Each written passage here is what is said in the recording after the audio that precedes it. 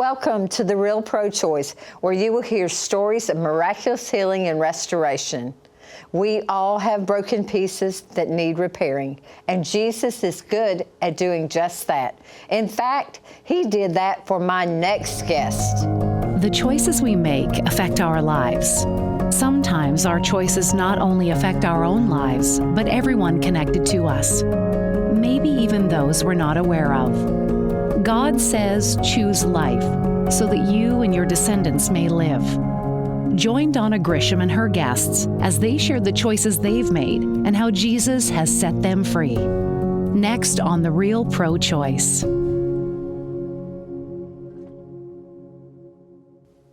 Welcome to The Real Pro-Choice. I'm your host, Donna Grisham. I have in the studio today with me Serena Dyksen. Serena, tell us a little bit about yourself. Yes, so my name is Serena Dyksen. I've been married to my husband for 27 years.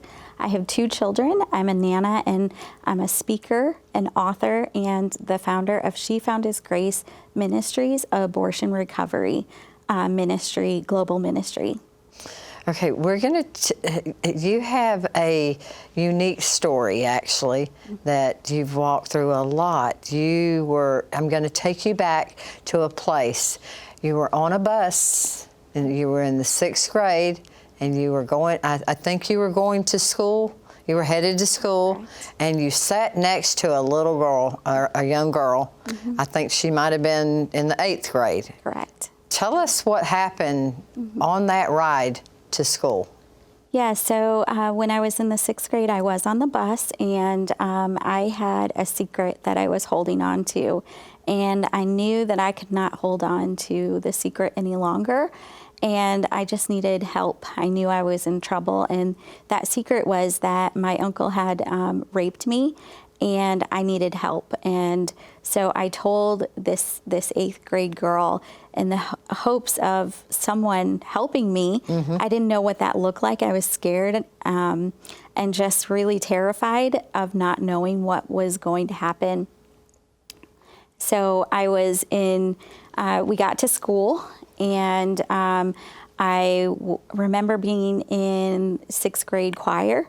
I was by my best friend, and the guidance counselor came in to get me, and she had me go into her office, and she started to ask me if I had been sexually abused. And at first I said no because of all the shame and the guilt and fear. And I eventually ended up telling her, and there was a little bit of relief there, but then I was terrified of what my parents would say, and not that they wouldn't believe me. I know that they would have believed me. It was more so of my mom had walked through that same trauma, mm-hmm. and so it was this family secret, and it sparked a lot of trauma in my mom when that topic was right. discussed. And so I knew that it was going to not be pretty in our household, not because of me, but because of the situation. And so my parents came in, and they ended up telling them that I had been raped. And so we scheduled a doctor's appointment at our family doctor's.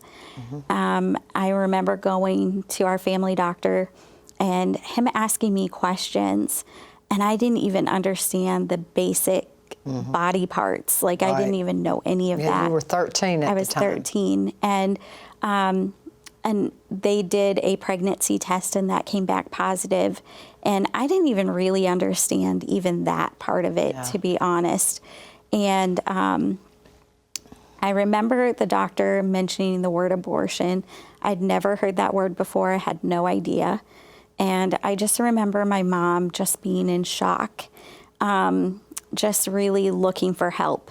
And that was the help that was offered. There was no other options, nothing else mentioned. And I just remember her saying, yeah, we'll do that. And so we scheduled for the abortion that day. That was just from the doctor's office, correct? Yes. Okay. Mm-hmm. And did the abortion take place that day, or what? No. So it was scheduled. I don't remember the exact date that it was scheduled, but my abortion was on Valentine's Day. Mm-hmm. I remember before we even got to the clinic, I remember just someone saying that the people outside hate you, so you make sure you walk in quickly. And I remember my mom being so angry about that and just saying they don't understand what we're going through. When you say the people outside hate you, what do you mean by that? The people that stand outside and pray, or protest. Okay. I'm a trained sidewalk counselor, and I go and pray. I don't protest. Right. Actually, there's just I don't know. I feel like a right and wrong way to be out there, because I just think of my mom and how she would have responded if someone would have been yelling at her. Right. She would not have received that well. And so I just try to go and pray and be a peaceful presence out there. But my mom, I just remember how angry she was. And on that day when we got there, there was actually no one there.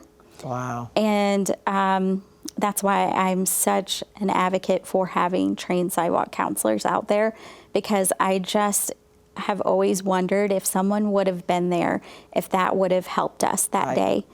So, so no one was there. So once we got to the clinic, there was a waiting area, and they separated me from my parents.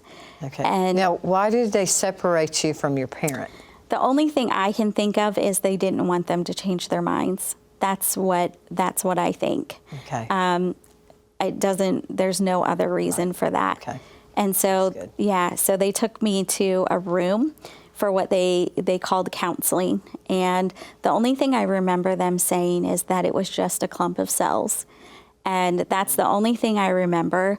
And so at this point, I'm still thinking that we're at a doctor's office, that they're there to help us through what we're going through. And so when they asked if I was ready for the abortion, I just said yes.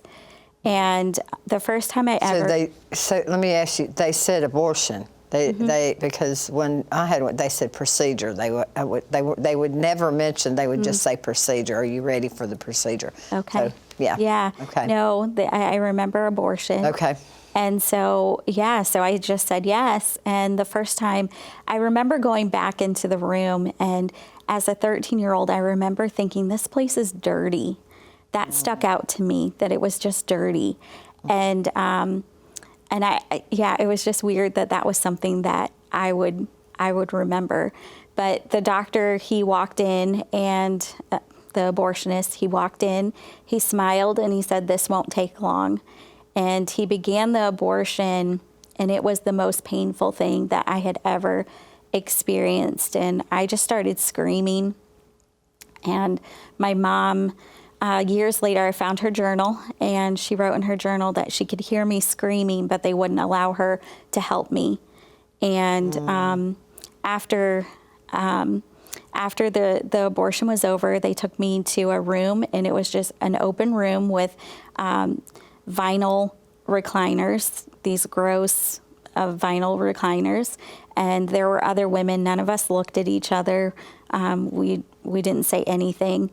And when it was time for me to leave the clinic, I stood up and I hemorrhaged everywhere. And they never checked on me. In fact, my dad had to pick me up and carry me out to the car. And we wanted to forget what happened that day. We never wanted to remember. And my mom ended up checking herself in. She had a mental breakdown. And eventually my dad, he would leave our family. And I started drinking at a young age. I started messing around and had a lot of depression, kind of quit doing stuff that other kids would do. And I actually remember someone being in the bathroom in 6th grade, and the kids started hearing my story. And I remember a girl saying, she said, my mom said I can't play with you anymore because of what happened to you. And I just remember being so angry about that, because I was like, what did I do? Yeah. We're going to continue this conversation in our next segment. Don't go away.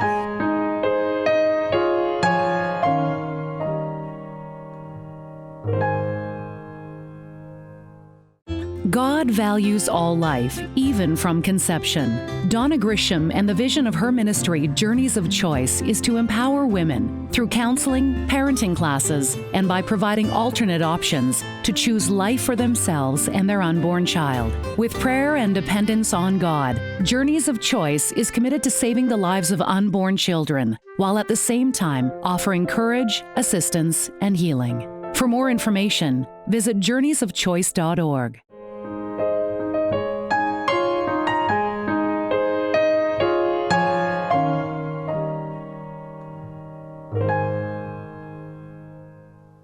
Welcome back. Serena, continue where you were at in the last segment. So kids started, this particular girl, her mom had heard what happened and kind of put some blame on me. She wasn't allowed to be my friend anymore, which just really made me angry. And then I just struggled in middle school. And then in 8th grade, we had Planned Parenthood come into our school, and they had taught sex ed. And so I found myself pregnant again at 16. And I thought, we can go to Planned Parenthood. Like, I just trusted them. Yeah. So we went to Planned Parenthood, and they confirmed that I was pregnant.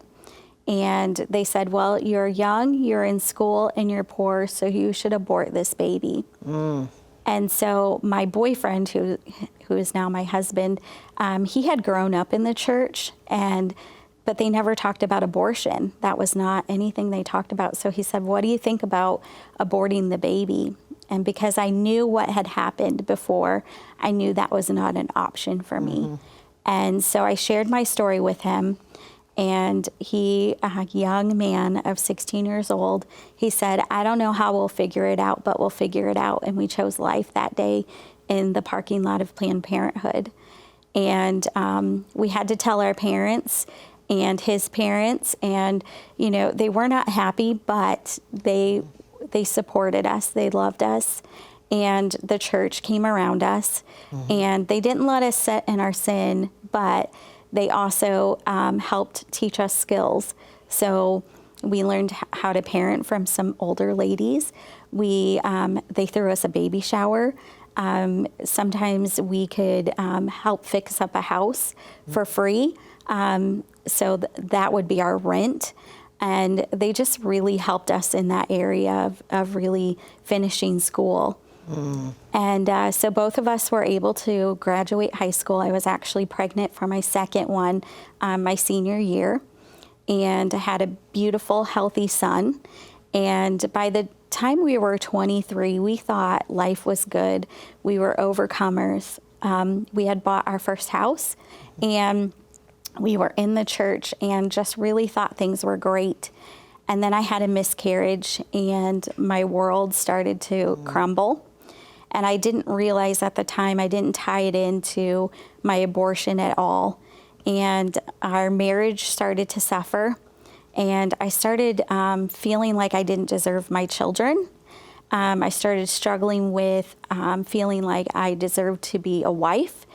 And then a few years after that, my ovary ruptured, and I almost died. And then by 29, I had to have a complete hysterectomy. And our world was upside down, and really just trying to figure out, no one asked if I had an abortion, nor was that something that I was willing to talk about. It's just, I couldn't go there. And so when our kids were in middle school, we had another traumatic thing happen in our lives, and I just lost it. I started drinking every single day. I was partying. I was, since I had a lot of physical pain, I was abusing prescription pain pills. And my life was completely out of control. And I just moved out of our house. I was going to file for divorce, and I just felt so unworthy. I didn't think I deserved to be a mother, a wife. I didn't think the church would accept me. I just struggled with my worth so much. Do you think that had to do with the abortion? Yes, I truly believe that did affect everything, more so than what we thought it would have. What was supposed to help us never did help us. The abortion didn't undo my rape. Right. It never undid the rape. Yeah. You just said abortion didn't undo your rape. So most people say today they talk about, abortion, I'm not for abortion except for in the case of rape and incest. Well, does that make, is the baby that from a rapist any different from a baby that's wanted? Right, absolutely. Yeah. Yeah, the baby did nothing wrong. Right. Absolutely nothing. And not to mention, it just added more trauma. Exactly. It just, it put the nail to the coffin. Right, because the abortion was worse than the rape. It was so traumatic for me. And I think with my story, there's a lot of misplaced compassion. And, you think, oh, she's young. She's a young girl, and this will help her. But it destroyed our family. Right. Yeah. Yeah. Yeah, and it put a lot of shame and guilt on you.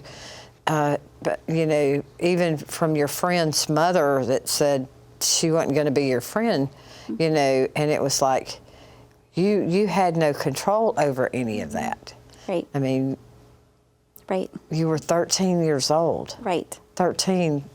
Yeah. None of us, I think for my mom too, I think back of how she felt, but you know what? She had no control over that. She wouldn't have chose that for me. Right. Our family wouldn't have chose that. I want to ask you a question.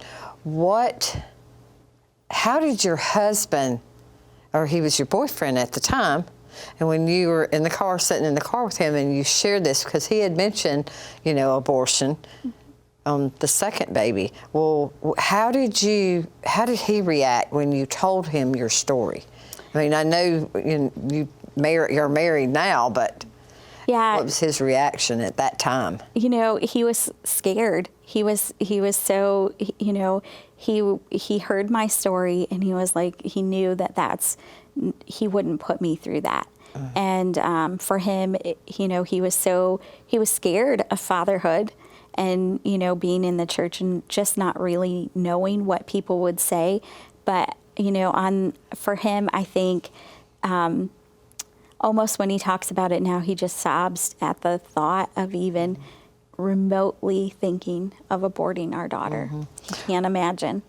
Well, Serena, I love the way God takes our stories and he brings, he takes beauty and from ashes he gives us beauty. He does. And so that's what he's done with you. And you are actually ministering, to different women and men that have experienced. Tell me a little bit about that, what that entails. Yeah, so I really never anticipated that this would be my ministry, but God had met me in my car one night after a heavy night of drinking and brokenness. No one would come and get me. And I just cried out to the Lord, and he lavished me in a love that I had never felt before in my life. And I knew it was time to go home both spiritually and physically.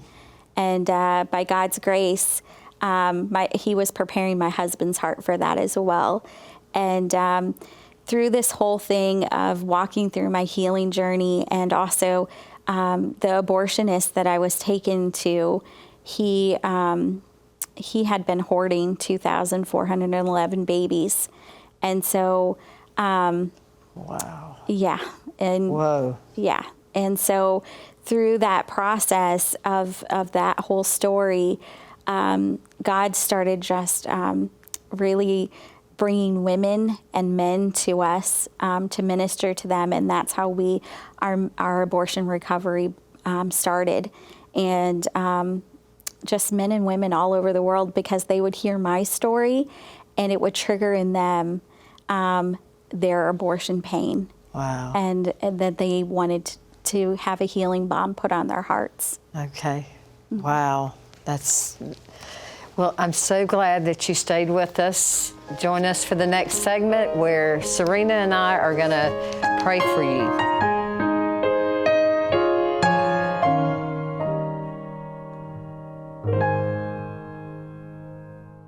I invite you to visit journeysofchoice.org and get this book. You may be in a situation where you are at a crossroads between the choice of life and the choice of death.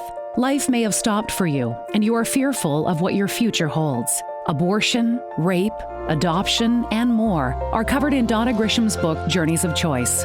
Donna shares her own story, along with 14 additional inspiring testimonies from both men and women who were at a crossroads. Each one shares the choices they made and how those choices affected their lives and the lives of others. Their words offer wisdom for making godly choices in the midst of trauma and crisis, and bring hope, healing, and supernatural redemption to anyone with a broken past. As you read these pages, you will see for yourself the truth behind choice and the effects of the choices we make. See how God wants to intervene in your situation and change the course of your life forever. Find hope and healing for those who have been faced with an unplanned pregnancy. Know that God has not left you and wants to bring hope to your hopelessness. Every testimony in this book, Journeys of Choice, will bring healing and hope to the brokenhearted, revealing what was meant for evil and harm, and show you how God can turn it around for good and blessings. This heartfelt book will inspire, motivate, encourage, and assist you on the road to recovery that will bring a wellspring of hope into your life and others. Get your copy today.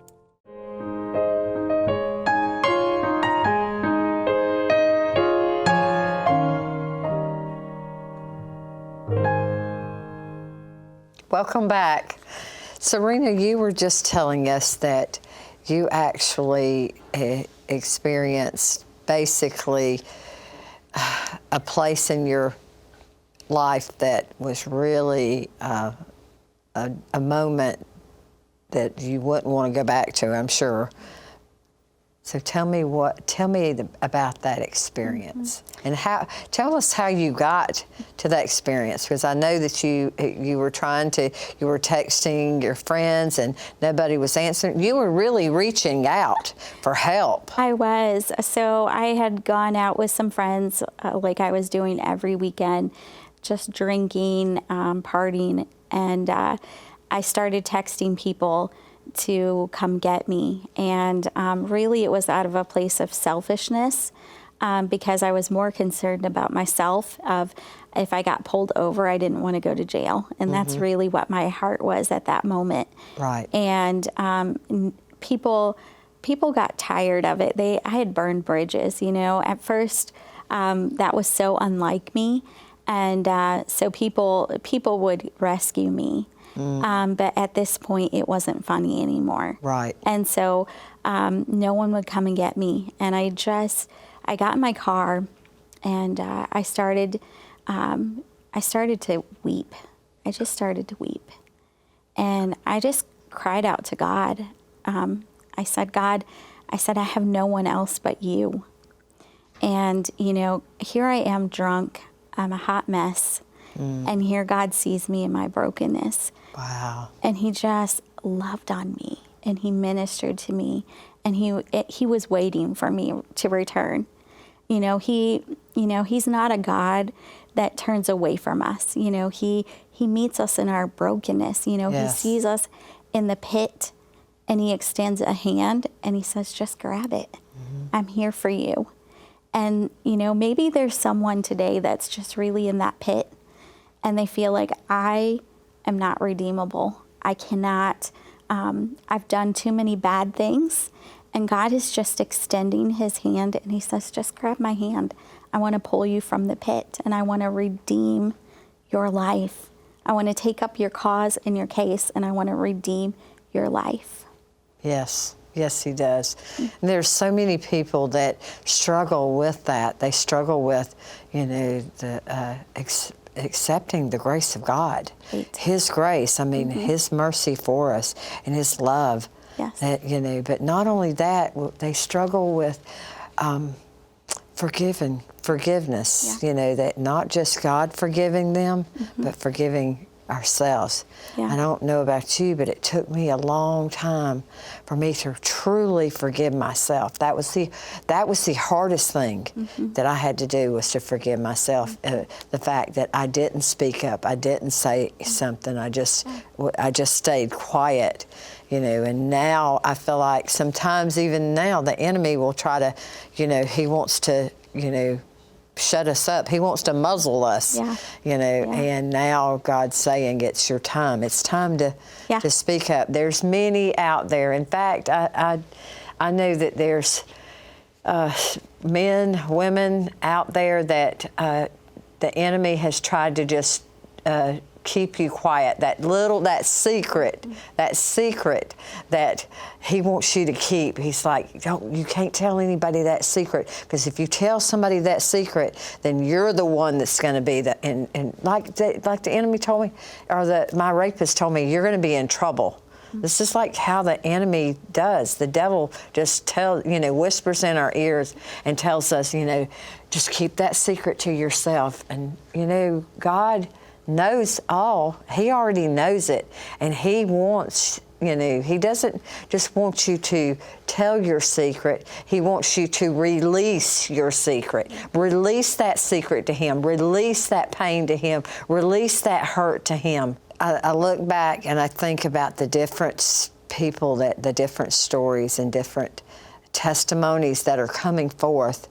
And that women, not only women though, there's men rising up and going to share, you know, stories and of their healing and their deliverance, because abortion doesn't just affect the baby in the womb, which we do. We are adamant pro-life people, but the truth of the matter is, the choice that we make not only affects us as an individual, it not only affects the baby, but it affects the man, it affects grandparents, it affects siblings, it affects our society. In fact, right now, our society is being affected by the blood on the land of this nation. Father God, we pray for the parents today who have made the choice to make their daughters have an abortion. Father God, I just pray for them today that they would know that you offer forgiveness, that when they call upon your name, that you will give that forgiveness, that you forget it from the east to the west. Yes. And God, that they would repent of that, Lord, and also that they would go for healing. Yes. God, you offer healing ministry. And so, Lord, I just pray for them as they find boldness to walk forward to find that healing, and that they can walk in that freedom that only you can give them. Serena, thank you for being here. And thank you for joining us today. Visit my website, journeysofchoice.org. I would love to hear from you. See you next week on The Real Pro-Choice.